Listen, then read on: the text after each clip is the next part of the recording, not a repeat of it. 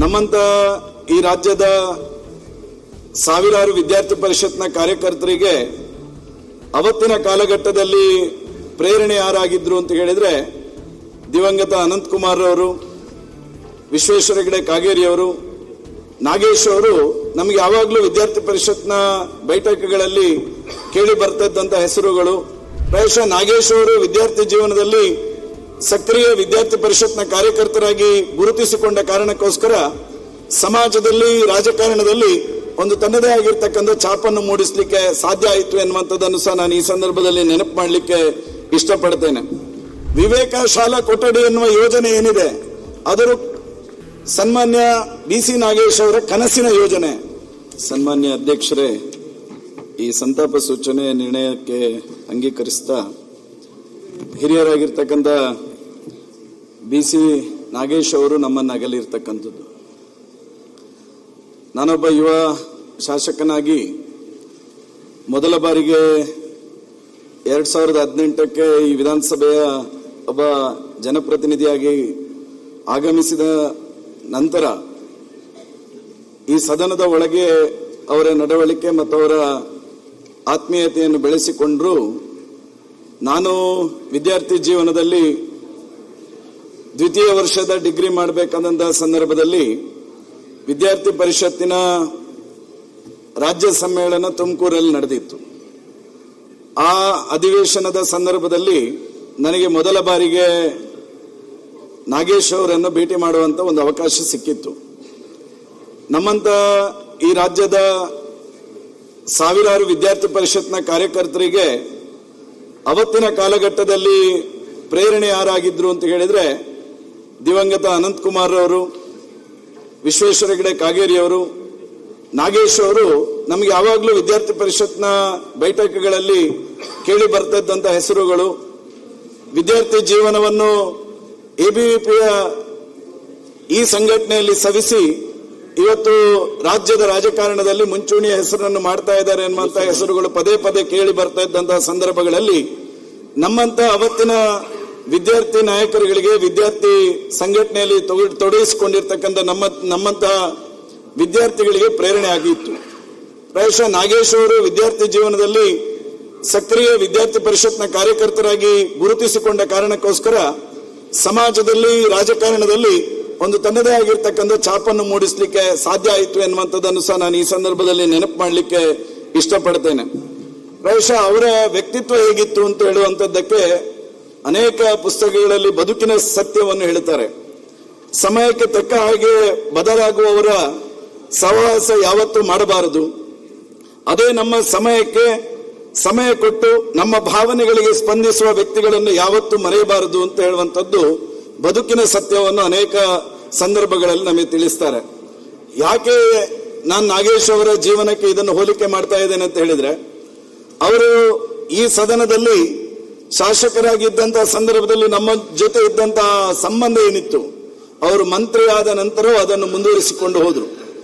ಪ್ರಸ್ತುತ ಕಾಲಘಟ್ಟದಲ್ಲಿ ನಾವು ಕೆಲವರನ್ನು ನೋಡ್ತೇವೆ, MLAಗಳಾಗಿ ಸಹೋದ್ಯೋಗಿಗಳಾಗಿದ್ದಾಗ ಬಹಳ ಫ್ರೆಂಡ್ಶಿಪ್ ಇರ್ತದೆ. ಒಂದ್ಸಲ ಗೂಟದ ಕಾರ್ಯ ಬಂದಾಗ ಆ ಸಂಬಂಧಗಳನ್ನೇ ಮರೆತು ಬಿಡ್ತಾರೆ. ಆದ್ರೆ ನಾಗೇಶ್ ಅವರು ಅದಕ್ಕೆ ವ್ಯತಿರಿಕ್ತವಾಗಿ ಆ ಸಂಬಂಧವನ್ನು ಬೆಳೆಸಿಕೊಂಡು ಅವರ ಮಂತ್ರಿಗಿರಿ ಕಡೆಯವರೆಗೂ ಅವರು ಅದನ್ನು ಮುಂದುವರಿಸಿಕೊಂಡು ನನ್ನಂತ ಒಬ್ಬ ಕಿರಿಯ ಶಾಸಕನ ಜೊತೆ ಆ ಸಂಬಂಧವನ್ನು ಬೆಳೆಸಿದ್ರು. ಅವರ ನಡವಳಿಕೆ ಮತ್ತು ಅವರ ಸಹಕಾರ ಹೇಗಿತ್ತು ಅಂತ ಹೇಳಿದ್ರೆ, ಪ್ರಾಯಶಃ ಇವತ್ತು ನಾನು ಸರ್ಕಾರದ ಸಚಿವರಿಗೂ ನಾನು ಮನವಿ ಮಾಡ್ತೇನೆ. ವಿವೇಕ ಶಾಲಾ ಕೊಠಡಿ ಎನ್ನುವ ಯೋಜನೆ ಏನಿದೆ ಅದರ ಸನ್ಮಾನ್ಯ BC ನಾಗೇಶ್ ಅವರ ಕನಸಿನ ಯೋಜನೆ. ಆ ಕನಸಿನ ಯೋಜನೆ ಅಂತ ಯಾಕೆ ಹೇಳ್ತಾ ಇದ್ದೇನೆ ಅಂತ ಹೇಳಿದ್ರೆ, ಸರ್ಕಾರಿ ಶಾಲೆಯ ಪುನಶ್ಚೇತನದ ದೃಷ್ಟಿಯಿಂದ ನಾನು ಅನೇಕ ಸಂದರ್ಭದಲ್ಲಿ ನಾಗೇಶ್ ಅವರು ಮಂತ್ರಿಗಳಾಗಿದ್ದಂತಹ ಸಂದರ್ಭದಲ್ಲಿ ಚರ್ಚೆಯನ್ನು ಮಾಡುವ ಸಂದರ್ಭದಲ್ಲಿ ಸರ್ಕಾರಿ ಶಾಲೆಗಳಿಗೆ ಪುನಶ್ಚೇತನಕ್ಕೆ ನಿಮ್ಮ ಈ ಯೋಜನೆ ಬಹಳ ಪೂರಕವಾಗಿದೆ ಅಂತ ಹೇಳಿದಾಗ ಅವರು ಒಂದು ಮಾತು ಹೇಳಿದ್ರು, ನನಗೆ ಇವತ್ತಿಗೂ ನೆನಪಿದೆ. ಅವ್ರು ಹೇಳಿದ್ರು, ನೋಡ ರಿಷಾ, ನಾನು 40 ಕ್ಲಾಸ್ ರೂಮ್ಗಳನ್ನು ಪ್ರತಿ ವಿಧಾನಸಭಾ ಕ್ಷೇತ್ರಕ್ಕೆ ಇವತ್ತು ಪ್ರತಿ ವರ್ಷಕ್ಕೆ ಕೊಡುವಂತ ಯೋಜನೆ ಏನು ವಿವೇಕ ಶಾಲಾ ಕೊಠಡಿ ಯೋಜನೆ ಇದೆ, ಇದು ಮುಂದಿನ 10 ವರ್ಷಗಳ ಕಾಲ ಈ ರಾಜ್ಯದಲ್ಲಿ ಇಂಪ್ಲಿಮೆಂಟೇಷನ್ ಆದರೆ ಒಂದು ವಿಧಾನಸಭಾ ಕ್ಷೇತ್ರದಲ್ಲಿ ಸುಮಾರು 400 ಕ್ಲಾಸ್ ರೂಮ್ಗಳು ನಿರ್ಮಾಣ ಆಗ್ತದೆ. 400 ಕ್ಲಾಸ್ ರೂಮ್ಗಳು ನಿರ್ಮಾಣ ಆದ್ರೆ ಸರ್ಕಾರಿ ಶಾಲೆಯ ಪುನಶ್ಚೇತನ ಪೂರ್ಣಗೊಳ್ಳುತ್ತದೆ ಎನ್ನುವಂತ ಕನಸನ್ನು ಹೊತ್ತಿಕೊಂಡಿದ್ರು ಸನ್ಮಾನ್ಯ ಅಧ್ಯಕ್ಷ ನಾಗೇಶ್ ಅವರು. ಆದರೆ ಇತ್ತೀಚೆಗೆ ಸಿಕ್ಕಿದಾಗ, ಈ ಸರ್ಕಾರ ಬಂದ ನಂತರ ಸಿಕ್ಕಿದಾಗ ನನಗೆ ನಾಗೇಶ್ ಅವರು ಇದನ್ನ ನೆನಪು ಮಾಡಿದಾಗ ಹೇಳಿದ್ರು, ಹರೀಶ, ನಮ್ಮ ಏನು ಆಸೆ ಇತ್ತು, ನಮ್ಮ ಏನು ಉದ್ದೇಶ ಇತ್ತು, ಆ ಉದ್ದೇಶ ಈಡೇರುವ, ಸಫಲತೆಯನ್ನು ಪಡೆಯುವ ವಿಫಲತೆಯನ್ನು ಕಂಡಿತು, ಸರ್ಕಾರ ಯೋಜನೆಯನ್ನು ಮೊಟಕುಗೊಳಿಸಿತ್ತು ಎನ್ನುವಂತ ಮಾತನ್ನು ನನ್ನ ಹತ್ರ ಅವರು ಬೇಜಾರನ್ನು ವ್ಯಕ್ತಪಡಿಸಿದ್ದನ್ನು ಸಹ ನಾನು ಈ ಸಂದರ್ಭದಲ್ಲಿ ನೆನಪು ಮಾಡಿಕೊಳ್ತೇನೆ. ಬಹುಶಃ ಈ ಸಂದರ್ಭದಲ್ಲಿ ನಾನು ನೆನಪು ಮಾಡಬೇಕು, ನಮ್ಮ ವಿಧಾನಸಭಾ ಕ್ಷೇತ್ರದ ಸರ್ಕಾರಿ ಶಾಲೆಗಳಲ್ಲಿ ಒಂದು ಹೈಟೆಕ್ ಶೌಚಾಲಯ ನಿರ್ಮಾಣ ಮಾಡಬೇಕೆನ್ನುವಂತ ಕನಸನ್ನು ಹೊತ್ತುಕೊಂಡು MRPL ನ CSR ಅನ್ನು ತಗೊಳ್ಬೇಕು ಎನ್ನುವಂತ ನಿರ್ಧಾರವನ್ನು ಮಾಡಿದೆ. MRPL ಗೆ ನನ್ನ ವಿಧಾನಸಭಾ ಕ್ಷೇತ್ರದ ಸುಮಾರು 100 ಶಾಲೆಗಳಿಗೆ ಸರಾಸರಿ 10 ಲಕ್ಷ ರೂಪಾಯಿಯಲ್ಲಿ ಒಂದು ಶೌಚಾಲಯ ನೀವು CSR ಇಂದ ನಿರ್ಮಾಣ ಮಾಡಿಕೊಡ್ಬೇಕೆನ್ನುವಂತ ಮನವಿಯನ್ನು ಕೊಟ್ಟೆ.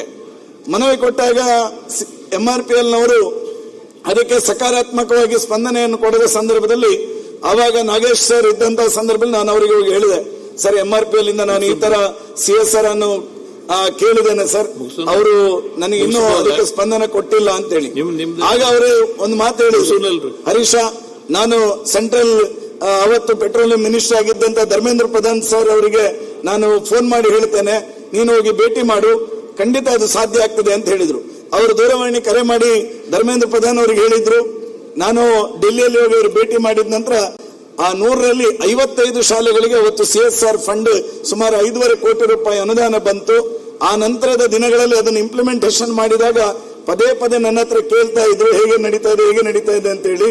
ಕೊನೆಗೆ ನಾನು ಹೇಳಿದೆ, ಎಲ್ಲವೂ ಪೂರ್ಣಗೊಂಡಿದೆ, ನೀವೇ ಬಂದು ಉದ್ಘಾಟನೆ ಮಾಡಬೇಕು ಅಂತ ಹೇಳಿದಾಗ ನಾಗೇಶ್ ಸರ್ ಅವರು ಅವರೇ ಬಂದು MRPL ನಿಂದ CSR ನಿಂದ ಬಂದಿರತಕ್ಕಂಥ ಸುಮಾರು 55 ಶೌಚಾಲಯಗಳನ್ನು ನಿರ್ಮಾಣ ಆಗಿರ್ತಕ್ಕಂಥ ಉದ್ಘಾಟನೆ ಮಾಡಿ, ಬಹುಶಃ ಈ ರೀತಿಯ ಕೆಲಸ ಕಾರ್ಯಗಳು ಎಲ್ಲಾ ವಿಧಾನಸಭಾ ಕ್ಷೇತ್ರದಲ್ಲಿ ಆಗಬೇಕೆನ್ನುವಂತ ಆಶೀರ್ವಾದವನ್ನು ಮಾಡಿ ನನ್ನ ಮನೆಗೂ ಬಂದು ಆಶೀರ್ವಾದ ಮಾಡಿ ಹೋಗಿರುವಂತವರು ಸನ್ಮಾನ್ಯ BC ನಾಗೇಶ್ ಸರ್. ಅವರ ಈ ಒಂದು ಅಗಲುವಿಕೆ ನಮ್ಮಂತ ಅನೇಕ ಯುವ ಶಾಸಕರುಗಳಿಗೆ ಒಂದು ತುಂಬಲಾರದ ನಷ್ಟ ಆಗಿದೆ. ಅದರ ಜೊತೆಗೆ ಅವರ ಕುಟುಂಬಕ್ಕೆ, ಅವರ ಬಂಧು ಮಿತ್ರರಿಗೆ, ಅವರ ಕ್ಷೇತ್ರದ ಜನತೆಗೆ ಈ ನೋವನ್ನು ಭರಿಸುವಂತಹ ಶಕ್ತಿ ಆ ಪರಮಾತ್ಮ ಕರುಣಿಸಲಿ ಎನ್ನುವಂತಹ ಮಾತನ್ನು ದೇವರಲ್ಲಿ ಪ್ರಾರ್ಥಿಸ್ತಾ ಈ ಸಂತಾಪ ಸೂಚನೆಯ ನಿರ್ಣಯಕ್ಕೆ ನಾನು ಸಹಮತ ವ್ಯಕ್ತಪಡಿಸ್ತಾ ನನ್ನ ಮಾತು ಮುಗಿಸ್ತೇನೆ. ಮಾನ್ಯ ಸಭಾಧ್ಯಕ್ಷರೇ, ಏನಿವತ್ತು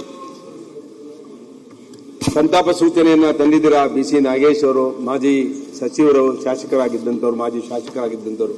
ಇದನ್ನ ಬೆಂಬಲಿಸ್ತಾ, ನಾಗೇಶ್ ಅವರು ನಮ್ಮ ಜಿಲ್ಲೆಯವರು, ತುಮಕೂರಿನ ತಿಪ್ಟೂರಿನಲ್ಲಿ 2 ಬಾರಿ ಶಾಸಕರಾಗಿ ಕೆಲಸ ಮಾಡಿದ್ರು. ನಾವಿಬ್ರು ಒಟ್ಟಿಗೆ ರಾಜಕಾರಣಕ್ಕೆ ಬಂದವರು. 2004ರಲ್ಲಿ ನಾನು ಮತ್ತೆ ನಾಗೇಶ್ ಅವರು ಇಬ್ರು ಒಟ್ಟಿಗೆ ರಾಜಕಾರಣಕ್ಕೆ ಬಂದು, ಎಷ್ಟು ಸರಳವಾಗಿ ಇದ್ದಂತ ಒಬ್ಬ ರಾಜಕಾರಣಿ ಅಂದ್ರೆ ಅವರಿಗೆ ಒಂದು ಸಂಸ್ಕಾರ ಕೂಡ ಇತ್ತು. ಅಖಿಲ ಭಾರತೀಯ ವಿದ್ಯಾರ್ಥಿ ಪರಿಷತ್ತಲ್ಲಿ ನಾನು ಕೂಡ ಕೆಲಸ ಮಾಡಿದಂಥವ್ರು. ನಾನು ಭಾರತೀಯ ಜನತಾ ಪಕ್ಷಕ್ಕೆ ಸೇರೋದಕ್ಕಿಂತ ಮುಂಚೆ ಅಖಿಲ ಭಾರತೀಯ ವಿದ್ಯಾರ್ಥಿ ಪರಿಷತ್ತಲ್ಲಿ ಕೆಲಸ ಮಾಡಿದವನು. ನನ್ನ ಜೊತೆನೂ ಕೂಡ ಅಖಿಲ ಭಾರತೀಯ ವಿದ್ಯಾರ್ಥಿ ಪರಿಷತ್ತಲ್ಲಿ ಕೆಲಸ ಮಾಡಿದಂಥವ್ರು. ಮತ್ತೆ ಸಂಘದಲ್ಲೂ ಕೂಡ ನಿಕಟವಾದ ಸಂಬಂಧಗಳನ್ನ ಇಟ್ಕೊಂಡಿದ್ರು ನಾಗೇಶ್ ಅವರು. 2008ರಲ್ಲಿ ಇಬ್ರು ಶಾಸಕರಾಗಿ ಈ ಹೌಸ್ಗೆ ಬಂದು, ಯಾವ ರೀತಿ ಇದ್ರು ಅಂದ್ರೆ ನಾಗೇಶ್ ಅವರು ಶಾಸಕರಾಗಿದ್ದಾಗಲೂ ಕೂಡ ಟ್ರೈನಲ್ಲಿ ಬರ್ತಿದ್ರು. ಅವರು ತಿಪ್ಟೂರಿಂದ ಅಸೆಂಬ್ಲಿಗೆ ಬರಬೇಕಾದ್ರೆ ಕೆಲವು ಸಂದರ್ಭದಲ್ಲಿ ಟ್ರೈನಲ್ಲಿ ಬರ್ತಿದ್ರು, KSRTC ಬಸ್ನಲ್ಲಿ ಬರ್ತಿದ್ರು.